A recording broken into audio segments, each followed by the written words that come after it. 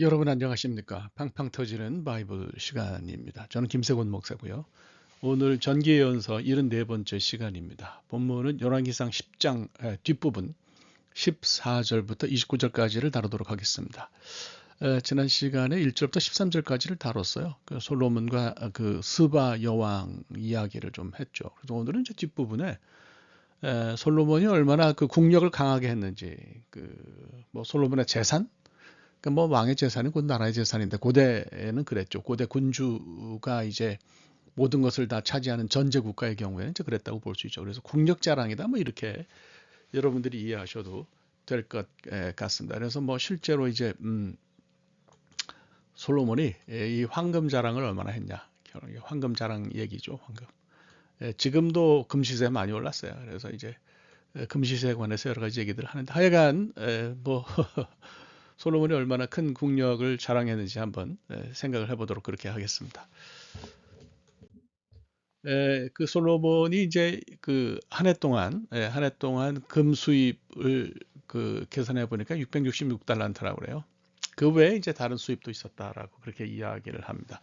So in one year was 666 talents 이렇게 돼 있죠. 그래서 the weight of gold라고 하는데 중심을 두셔야 돼요. 그러니까 뭐 나중에 좀 설명할게요. 제가 돈 단위 설명하면서 이야기를 하겠는데 달란트는 무게 단위고요. 금 뭐 한 달란트 이게 뭐 실제로 돈으로 얼마 되는지 그건 알 수가 없고 우리가 대부분 성경에서 달란트라고 표현된 거는 다 이제 은화로 생각하시면 될 것 같아요. 그래서 금은 금대로 뭐 이렇게 무게를 따져서 얼마 이렇게 가치가 얼마였는지 우리가 모르겠고요. 이것이 돈으로 통용될 때는 은화로 통용됐다. 이렇게 여러분들이 생각하시면 될 것 같아요. 어떤 분들은 이제 이 666. 그래서 이거를 이제 요한계시록하고 관계를 두시는 분들도 있을 것 같아요. 근데 이거는 제가 볼 때는 그건 아닌 것 같아요. 그래서 이거는 상당히 조심하셔야 된다. 이렇게 생각하죠. 이거는 아니에요. 666이라고 하는 거를 굉장히 두려운 숫자로 생각하시는 분들도 있는데요. 뭐 그렇게 보실 건 아니라고 생각하고요. 7이 완전 숫자잖아요. 그러니까 6은 완전 숫자보다 하나 좀 모자라잖아요. 그러니까 뭐 그 적그리스도가 아무리 능력이 뛰어나고 출중하다 하더라도 하나님의 능력, 그 완전한 능력에는 모자란다, 부족하다. 이런 걸 나타내기 위해서 666을 얘기했고 여기서 말하는 666은 뭐 다 관계가 없죠. 그래서 우리가 컨스피러시 티어리라 그러죠. 그 음모론. 그러니까 여러분 거기에는 넘어가지 마시기를 바랍니다. 그래서 그냥 성경에 있는 대로요. 우리가 분명한 것은 주님이 역사 속에 재림하신다는 거 하나. 그 다음에 이제 우리가 부활한다는 거. 그 다음엔 뭐 모르는 거죠. 그 다음에 대해서 자꾸 이야기하시는 분들이 있고 거기서 이야기를 확장시키시는 분들이 있는데 그거는 제가 볼 때는 온당하지 않아요. 비블리컬하지 않습니다. 그건 잘 생각하시면 좋겠어요. 어쨌든 1년의 기본 금 수입이 666달란트의 무게였다. 이렇게 여러분들이 이것을 생각하시면 될 것 같습니다. 그래서 뭐 이거는 이제 무게 단위라고 생각하고요. 뭐 여러분들이 어떻게 생각하시든지 관계없이 이거를 그 오늘날 돈으로 환산하는 건 별 의미가 없어요. 왜냐하면 화폐 가치가 다르기 때문에. 예를 들어서 뭐 미국 돈 100불하고 한국 돈 10만 원, 12만 원하고는 뭐 은행에 가면 그대로 바꿔주긴 하지만 그것으로 살 수 있는 구매력은 다르잖아요. 그러니까 화폐가 가지는 가치가 다르기 때문에 이제 이거는 뭐 오늘날로 옮겨서 뭐 얼마다 계산하는 거는 제가 볼 때 그거는 의미가 없다라고 생각합니다. 하여간 달란트는 무게로 35kg에서 37kg 정도 된다고 그렇게 얘기를 하니까 굉장히 무겁겠다 이렇게 여러분들이 무거운 아주 굉장히 많은 그 수입이 있었다 뭐 이렇게 생각하시면 되지 않겠나 봅니다. 자, 이 솔로몬이 이제 그 금으로 예전용 금 방패를 만들었는데 뭐 이렇게 생겼을 거라고 추측은 해요. 오늘날 남아있지는 않기 때문에 그게 그래서 뭐 이거는 이제 유물 출토했을 때 이런 그 장식용 예전용 금 방패죠. 뭐 이걸 전쟁할 때 썼다는 것보다도 뭐 이렇게 사람들에게 드러내는 예전용이라고 볼 수가 있는데 이걸 200개 큰 걸 200개 만들고 작은 걸 300개 만들었다. 그래서 세겔과 만에 요거는 나중에 좀 제가 설명을 하도록 그렇게 하겠습니다. 하여튼 뭐 그 예전용 방패를 이렇게 200개, 300개 전부 해서 500개 정도 만들 정도니까 굉장히 아주 그 사치했다. 또 금이 흔했다. 뭐 이렇게 그냥 생각하시면 될 것 같고, 금을 그렇게 많이 갖고 있었다는 것은 고대 국력이 굉장히 승했다. 이렇게 여러분들이 이해하시면 되겠습니다. 그 열왕기상 우리가 14장을 이제 조금, 지금 오늘 10장 있잖아요. 그러니까 이제 뒷부분을 좀 읽으면서 이제 관심을 가지시고 보셔야 될 텐데요. 보면 그 르호보암, 솔로몬의 뒤를 이은 사람이 르호보암이잖아요. 르호보암 때 애굽의 바로인 시삭이 올라와서 예루살렘을 쳤어요. 그리고 이제 성전의 보물과 왕궁의 모든 보물을 다 가져갔다 그랬는데, 솔로몬이 만든 금방패를 다 빼앗았다 이렇게 얘기를 합니다. 그래서 르호보암이 그 대신 노트도 굉장히 옛날에는 비쌌으니까, 지금도 노트는 뭐 비싸죠. 왕궁문을 지키는 시위대 대장의 손에 맡겼다. 그러니까 이게 뭐 예전용으로 썼다는 건데, 이건 다 없어졌어요, 없어졌어요. 없어졌어요. 그래서 그때 없어졌다라고 생각하고, 뭐 애굽에서도 남아 있을 수는 있겠지만은 뭐 글쎄요, 뭐 그건 흔적은 지금 찾을 수가 없어요. 그러니까 그건 여러분들이 그렇게 생각하시는 게 좋을 것 같습니다. 이제는 여러분들이 궁금하게 생각하시는 그 돈 단위 혹은 무게 단위에 대해서 이제 한번 생각을 같이 해보도록 그렇게 하겠습니다. 우선 이제 여러분들이 가장 그 먼저 우리가 좀 생각을 해야 될 것은, 이 금과 이제 그 은으로 상징되는 이 달란트를 어떻게, 이 차이를 어떻게 노정할 것이냐, 차이를 어떻게 설정할 것이냐 하는 그 이야기예요. 여러분들 잘 생각하셔야 되는데요. 에, 돈 단위, 그죠? 돈 단위로 여러분들이 이야기를 하실 때는 은화가 통용됐다는 것을 아셔야 되는 거예요. 그래서 실제로 금 한 작이 아니라 조각입니다. 실제로 금 한 달란트는 얼마인지 몰라요. 그걸 돈으로 환산할 때는 이제 그런 것이 정해져 있잖아요. 이거 원래 이제 무게잖아요, 무게. 그러니까 이제 그 무게인데, 이게 이제 뭐 그 기본적으로 탈란톤이라고 하는 헬라어인데, 구약 성경에 무슨 이런 게 쓰였을 리가 없잖아요. 그래서 이제 구약 성경에는 이제 제가 쓰면 이 키카르라고 하는, 이게 그 이게 덩어리란 뜻인데, 키카르가 다몇 시간에 두 개 다 찍혔고요. 우리말로 쓰면 키카르, 키카르, 예, 키카르가 될 텐데,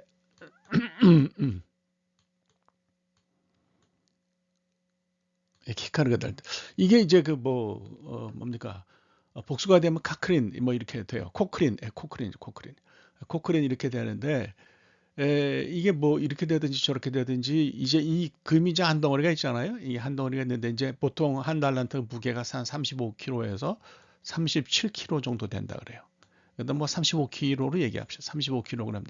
그러니까 이게 이제 이거를 돈으로 이게 환산할 때는, 이게 금이 이제 35kg이 이제 덩어리가 한 달란트가 키카르가 있는 거고, 이게 이제 돈이, 이게 돈으로 환산했을 때는 얼마가 되는지 이제 이걸 모르는 거죠. 그래서 여러분들이 이거는 그냥 금은 무게 덩어리로 이렇다 이렇게 이제 생각을 하시면 될 것 같아요. 그래서 이거는 뭐 신경 쓰지 마셔야 될 것 같고, 돈으로 이제 이것이 활용될 때는 은화가 주로 쓰였어요. 은화가 쓰였어요. 뭐 주로 쓴 게 은화가 쓰였어요. 그래서 이걸 이렇게 여러분들이 생각을 하시면 될 것 같습니다. 그래서 만에는 이게 이제 헬라어죠. 헬라어로 쓰면은, 헬라어로 이제 트랜슬리터레이트 한 거죠. 원래 뭐 히브리 말이지만 이렇게 써요. 이렇게 문화라고 쓰죠. 문화, 미 알파. 그래서 문화가 이게 더 정확한 발음이긴 합니다. 그러나 하여간 여러분들의 성경에서 문화나 만해나 뭐 같은 말이다 이렇게 여러분들이 이것을 생각하면 될 것 같아요. 그래서 이제 비율이 중요한데, 달란트와 마네와 세겔, 예, 이거는 신경 쓰지 마시고, 이거는 이게 이제 제일 큰 게 달란트고요. 그 다음에 마네고 이제 세겔인데, 비율이 3,000대 50대 1이에요. 그래서 이거는 세겔을 중심으로 한 그런 표현입니다. 3,000 세겔이 한 달란트고, 그 다음에 50 세겔이 말하자면 한 마네다. 이렇게 여러분들이 이해를 하시면 될 것 같습니다. 드라크마와 이제 데나리온이 또 있는데요.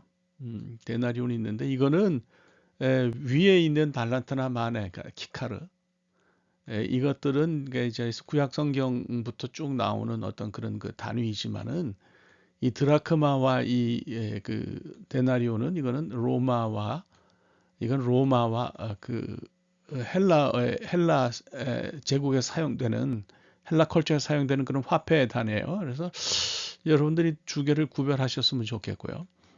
그럼 이제 여러분들이 이제 궁금하게 생각하실 수 있죠. 아니 그러면 도대체 세겔하고 여기서 말하는 세겔하고 뭐 그 뭡니까? 세겔하고 이 드라크마, 데나리온 이게 단위는 이제 어떻게 이제 이게 차이가 나냐? 이걸 이제 구별하셔야 되는데 4드라크마. 네, 이거 빨간 거로 써야 되네. 4드라크마가 쉽게 말하면 한 세겔이에요. 그러니까 4데나리온이 한 세겔이죠. 그러니까 어떤 사람이 이제 그것도 참 그 당시에 그랬다는 건데 하루 일해서 받는 품삯을 4일 동안 모으면 그것이 이제 한 세겔이 된다 이렇게 생각을 하시면 될 것 같아요. 그래서 요거를 좀 구별하셔서 여러분들이 이해하시면 굉장히 좋겠다. 뭐 이렇게 생각합니다.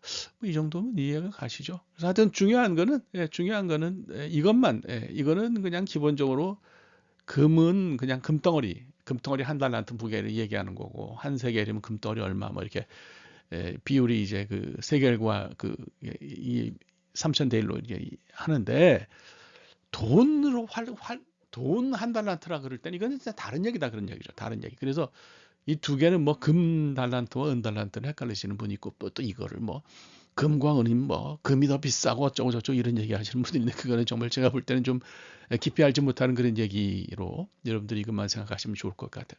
그래서 금 한 달란트가 꼭 은 한 달란트의 값이다. 아우 이렇게는 볼 수가 없는 거죠. 훨씬 더 많은 달란트를 지불해야 되는 걸로 뭐 볼 수도 있고 뭐 그렇습니다. 그래서 금값은 뭐 이건 모르는 거죠. 금값은 모른다는 것만 여러분들이 잘 이해하시면 될 것 같습니다. 네. 그래서 뭐 다른 거는 관두고요. 여기까지는 관두고요. 여기까지는 관두고 세겔만 한번 생각해 보죠. 세겔. 그래서 50세겔이 한문하다. 그죠? 그다음에 이 60문화가 한 달란트다. 그래서 이제 아까도 말씀드린 것처럼 기억은 이렇게 하시면 될 것 같아요. 기억하실 때는 그냥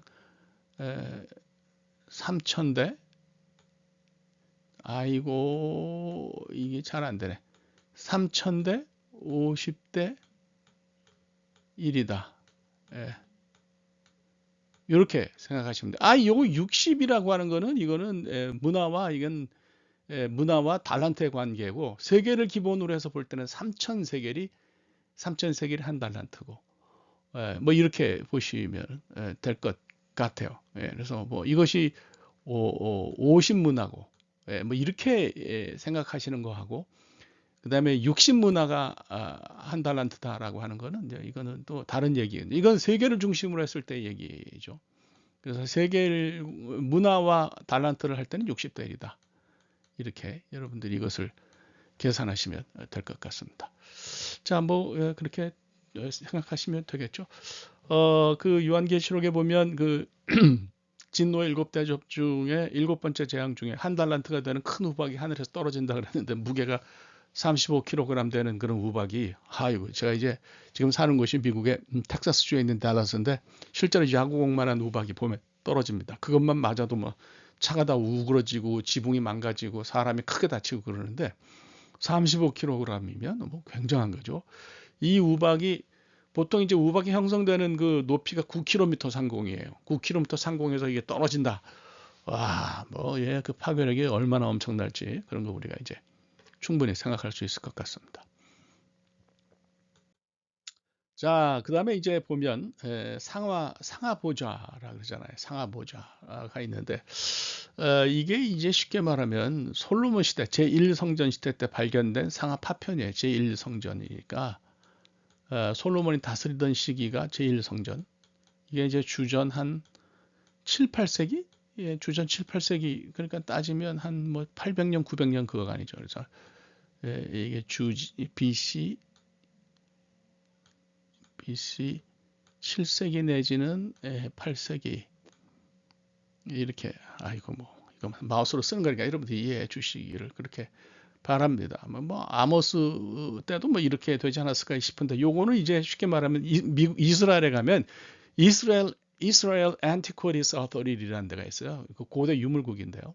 이걸 줄여서 우리가 IAA라고 그렇게 이야기를 하는데 여기 이제 보면은 그 아마 기원전 586년, 587년에 바벨론이 예루살렘을 침략했을 때 불태웠을 거라고 보여지는 궁전폐허에서 이걸 발견했어요. 이걸 발굴을 했는데 뭐 이제 이게 말씀드리자면 이거는 굉장히 뭐 아주 조각 난 거죠. 이게 수백 개 파편으로 막 막 이게 뭐 엄청난 조각으로 다 이렇게 막 다 깨지고 이렇게 했는데 요거를 다 연결하고 다 이어가지고 요런 모양으로 만들어냈다 이렇게 이제 우리가 생각해요. 그러니까 이건 굉장한 거죠. 이게 보관하는 거라고 볼 수 있는데 말씀드린 것처럼 뭐 BC 한 7, 8세기 그러니까 솔로몬 때에 솔로몬이 이스라엘 통일왕국을 통치하던 때에 사용됐을 거라고 그렇게 학자들이 연구를 해보고 분석을 해보고 이제 추측을 그렇게 합니다. 오늘 본문에도 나오잖아요. 왕이 상하로 큰 보좌를 만들었다. 그러니까 이제 고대 시대에 상하는 금보다 더 가치가 있는 굉장히 귀한 거였고요.